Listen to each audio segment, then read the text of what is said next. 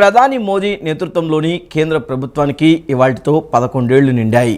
Telugu Desam, JDU, LJP, Ramvilas పార్టీల మద్దతుతో ప్రభుత్వం సురక్షితంగా కనిపిస్తోంది. ప్రధాని మోదీ నేతృత్వంలోని కేంద్ర ప్రభుత్వానికి వాటితో 11 ఏళ్లు నిండాయి. వరుసగా మూడోసారి అధికారంలోకి వచ్చిన ఎన్డీఏ ప్రభుత్వం తొలి వార్షికోత్సవం ఇవాళ జరగనుంది. 2024 సార్వత్రిక ఎన్నికల్లో 400 సీట్లు లక్ష్యంగా పెట్టుకున్న బీజేపీకి 240 సీట్లు మాత్రమే రావడంతో మిత్రపక్షాలతో ఏర్పడిన ఎన్డీఏ ప్రభుత్వం ఎక్కువ కాలం ఉండదని ప్రతిపక్షాలు భావించాయి. బీజేపీని సార్వత్రిక ఎన్నికల్లో మానసికంగా అంతం చేశామని, ఎన్డీఏ ప్రభుత్వం ఎక్కువ కాలం ఉండదని కాంగ్రెస్ అగ్రనేత రాహుల్ గాంధీ జోస్యం చెప్పారు. అయితే మూడో దఫా ఎన్డీఏ పాలనలో ప్రధాని మోదీ ఇప్పటికే కీలక నిర్ణయాలు తీసుకుని ముందుకు సాగుతున్నారు. తెలుగుదేశం, జేడీయూ, ఎల్జేపీ, రామ్ విలాస్ పార్టీల మద్దతుతో ప్రభుత్వం సురక్షితంగా కనిపిస్తోంది. మరోవైపు హర్యానా, మహారాష్ట్రల్లో లోక్సభ ఎన్నికల్లో బీజేపీకి ఆశించిన సీట్లు రాకున్నా అసెంబ్లీ ఎన్నికల్లో అధికారం నిలబెట్టుకుంది. 26 ఏళ్ల తర్వాత ఢిల్లీలో బీజేపీ అధికారం చేజిక్కించుకుంది. కాంగ్రెస్ సహా మిగతా ప్రతిపక్ష పార్టీలు పలుచోట్ల ఐక్యంగా పోటీ చేయకపోవడంతో బీజేపీకి కలిసి వచ్చిందని పలువురు నిపుణులు పేర్కొన్నారు. మోదీ నాయకత్వానికి ఇప్పటికిప్పుడు ప్రత్యామ్నాయం కనిపించడం లేదని ఢిల్లీ విశ్వవిద్యాలయంలో అసోసియేట్ ప్రొఫెసర్ మనోజ్ కుమార్ తెలియజేశారు. ప్రపంచంలోని అత్యంత ఎత్తైన రైల్వే వంతెనను చినాబ్ నదిపై నిర్మించడం వెనుక ఉన్న అద్భుతమైన మనసు డాక్టర్ గాలి మాధవీలతకు హృదయపూర్వక అభినందనలు తెలియజేస్తున్నట్లు ఐటీ విద్యల శాఖ మంత్రి నారా లోకేష్ తెలిపారు. భారతదేశం మీ పట్ల ఎంతో గర్వంగా ఉందని, శతాబ్దాల నాటి కలను భారతదేశ సామర్థ్యాలకు మహోన్నత చిహ్నంగా మార్చినందుకు ధన్యవాదాలు తెలుపుతున్నట్లు పేర్కొన్నారు. ప్రపంచంలోనే అత్యంత ఎత్తైన రైల్వే వంతెనను చీనాబ్ నదిపై నిర్మించడం వెనుక ఉన్న అద్భుతమైన మనస్సు డాక్టర్ గాలి మాధవీలత గారిది అని వారికి ఐటీ విద్యల శాఖ మంత్రి నారా లోకేష్ హృదయపూర్వక అభినందనలు తెలియజేశారు. మీ 17 సంవత్సరాల సాహసం, ఆవిష్కరణలు మరియు అసమానమైన అంకితభావం భారతదేశ ఇంజనీరింగ్ ప్రతిభకు ఒక ప్రకాశవంతమైన నిదర్శనమన్నారు. పర్వత వాలులను కాలినడకన ఎక్కడం నుండి డిజైన్ యాజ్ యూ గో స్ఫూర్తితో నిర్మాణాన్ని తిరిగి ఊహించుకోవడం వరకు ఐకానిక్ చీనాబ్ వంతెనపై మీ పని కేవలం సివిల్ ఇంజనీరింగ్ కాదు, ఇది దాని స్వచ్ఛమైన రూపంలో దేశ నిర్మాణం అన్నారు.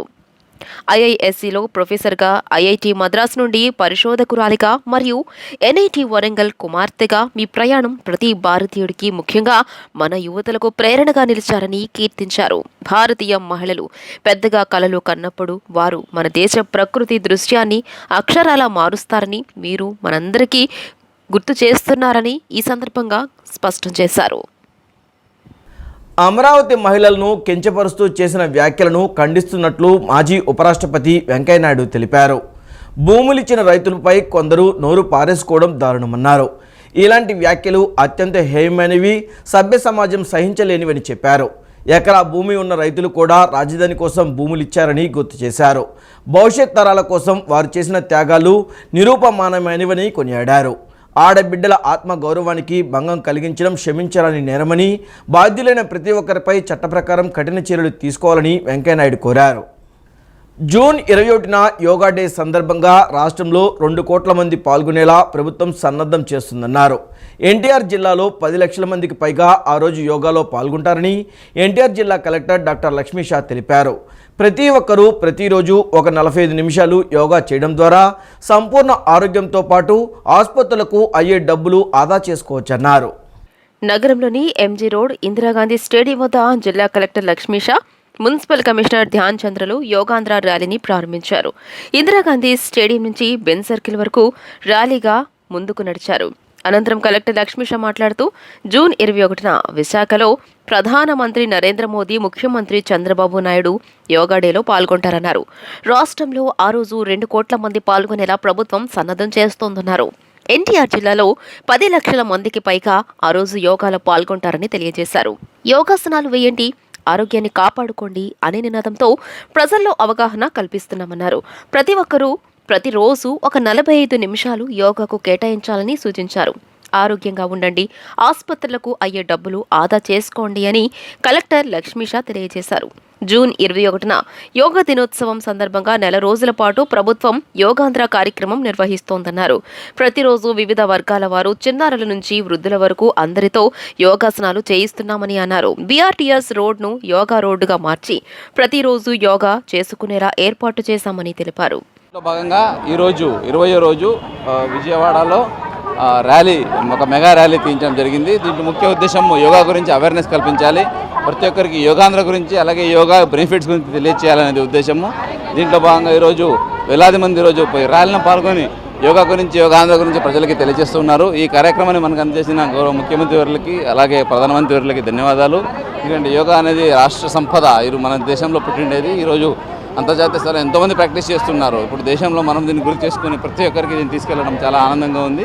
ఎన్టీఆర్ జిల్లాలో దాదాపు 10 లక్షల మందికి యోగా నేర్పించడానికి సంకల్పం చేసుకొని ప్రతి గ్రామాల్లో, ప్రతి ఊర్లో, ప్రతి వాడలో యోగా నేర్పించడం జరుగుతూ ఉంది. సో దీనికి ప్రతి ఒక్కరు తరలి వస్తున్నారు, చాలా మంచి స్పందన ఉంది. దీంట్లో భాగంగా ప్రతి ఒక్కరు ఇన్వాల్వ్ చేస్తూ యోగాంధ్ర కార్యక్రమాన్ని ఒక నెల మొత్తం జూన్ 21 వరకు మంచిగా నేర్పించి తర్వాత కూడా అందరూ యోగా ప్రాక్టీస్ చేయాలని ఈ కార్యక్రమం ముందుకు తీసుకెళ్తున్నాము. సో దీనికోసం సహకరిస్తున్న ప్రతి ఒక్కరికి ధన్యవాదాలు. అనంతరం మున్సిపల్ కమిషనర్ ధ్యాన్ చంద్ర మాట్లాడుతూ భారతదేశంలో పుట్టిన యోగా విశ్వవ్యాప్తం అవుతోందన్నారు. నేడు ఎన్నో దేశాలు యోగాను దినచర్యలో భాగం చేసుకున్నాయని తెలిపారు. మన దేశంలో కూడా యోగాకు ఆదరణ పెరుగుతోందని అన్నారు. ప్రతిరోజు యోగాసనాల ద్వారా రోగాలు, రుగ్మతలు దరిచేరకుండా చేయవచ్చని వెల్లడించారు. యోగా ర్యాలీ సంబంధించి మనము ఎంజీ రోడ్ నుంచి బెన్ సర్కిల్ దాకా ర్యాలీ చేస్తున్నాము. యోగా ర్యాలీ కలెక్టర్ గారు, జేసీ గారు అలాగనే దాదాపుగా 1500 మెంబర్స్తో పాటు స్టూడెంట్స్తో పాటు ర్యాలీ చేస్తున్నాము. జూన్ 21 వస్తూ ఉంది. అందరూ కూడా చాలా విభ్రంజంగా ఎంటైర్ కార్పొరేషన్ ఇన్వాల్వ్ అయ్యి ప్రతి సచివాలయంలో కూడా కాంపిటీషన్ జరిగింది. సో వచ్చే రోజుల్లో అందరూ పబ్లిక్ కూడా ఇన్వాల్వ్ అయ్యి పొలిటీషియన్స్ అలాగనే అక్కడ ఉన్న కార్పొరేటర్స్ వాళ్ళతో కూడా ఇన్వాల్వ్ చేస్తూ ప్రతి సచివాలయంలో కూడా ఈరోజు ర్యాలీ చేస్తున్నాము. అందరూ కూడా బయట రావాలి, yoga as a part of life చేసుకోవాలని కోరుతున్నాను. జర్నలిస్ట్ ముసుగులో మహిళలపై ఇంత నీచంగా మాట్లాడతారా? రాష్ట్ర వ్యాప్తంగా మహిళలను అవమానపరిచారని ఏపీ మహిళా కమిషన్ చైర్పర్సన్ రాయపాటి శైలజ అన్నారు. ఫ్రీడమ్ ఆఫ్ స్పీచ్ అనే పేరుతో నోరు పారేసుకుంటారా? మీ ఇళ్లలో మహిళలను కూడా ఇలాగే అనగలరా అని ఆమె ప్రశ్నించారు. నగరంలోని బెన్ సర్కిల్ ఐరా హోటల్లో మహిళా కమిషన్ చైర్పర్సన్ రాయపాటి శైలజ విలేకరుల సమావేశాన్ని నిర్వహించారు. శైలజ మీడియాతో మాట్లాడుతూ ఏపీ రాజధాని అమరావతి మహిళలపై సాక్షి మీడియాలో ప్రసారమైన వ్యాఖ్యలపై ఏపీ మహిళా కమిషన్ చైర్పర్సన్ రాయపాటి శైలజ తీవ్ర స్థాయిలో స్పందించారు. మహిళల ఆత్మాభిమానాలపై దాడి చేయడం గత 5 ఏళ్లుగా సాధారణమైందని, మహిళలను రాజకీయ ముసుగులో కొన్ని మీడియా ఛానళ్లు తిట్టుకొస్తున్నాయని, ప్రభుత్వం మారినా మహిళలను తిట్టించే సంస్కృతి మారలేదని ఆమె మండిపడ్డారు. జర్నలిస్ట్ ముసుగులో నీచంగా మాట్లాడతారా? రాష్ట్ర వ్యాప్తంగా మహిళలను అవమానపరిచారని, మనస్ఫూర్తిగా వారు క్షమాపణ చెప్పారని ఎవరికీ అనిపించలేదని రాయపాటి శైలజ అన్నారు. ఫ్రీడమ్ ఆఫ్ స్పీచ్ అనే పేరుతో నోరు పారేసుకుంటారా? మీళ్లలో మహిళలను కూడా ఇలాగే అనగలరా అని ఆమె ప్రశ్నించారు. మహిళలకు క్షమాపణ చెప్పలేదని, వాళ్ల యాజమాన్యానికి క్షమాపణ చెప్పారని, సిగ్గు లేకుండా వాళ్ల వ్యాఖ్యలు సమర్థించుకున్నారని, ఈ వ్యాఖ్యలను మహిళా కమిషన్ సీరియస్గా తీసుకుందని అన్నారు.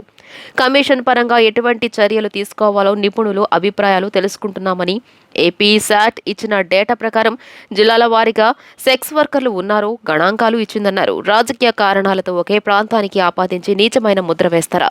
పబ్లిక్ డిబేట్లో ఉద్దేశపూర్వకంగా ఆ పదాలు వాడారని, అమరావతి ప్రాంత మహిళలు త్యాగం చేసి గత 5 ఏళ్లుగా అనేక కష్టాలు, నష్టాలు పడ్డారని రాయపాటి శైలజ అన్నారు. ప్రభుత్వం మారినా తర్వాత అమరావతి అభివృద్ధి చెందుతుందని, ఇది చూసి ఓర్వలేక అమరావతి మహిళలను నీచంగా మాట్లాడారని ఆమె మండిపడ్డారు.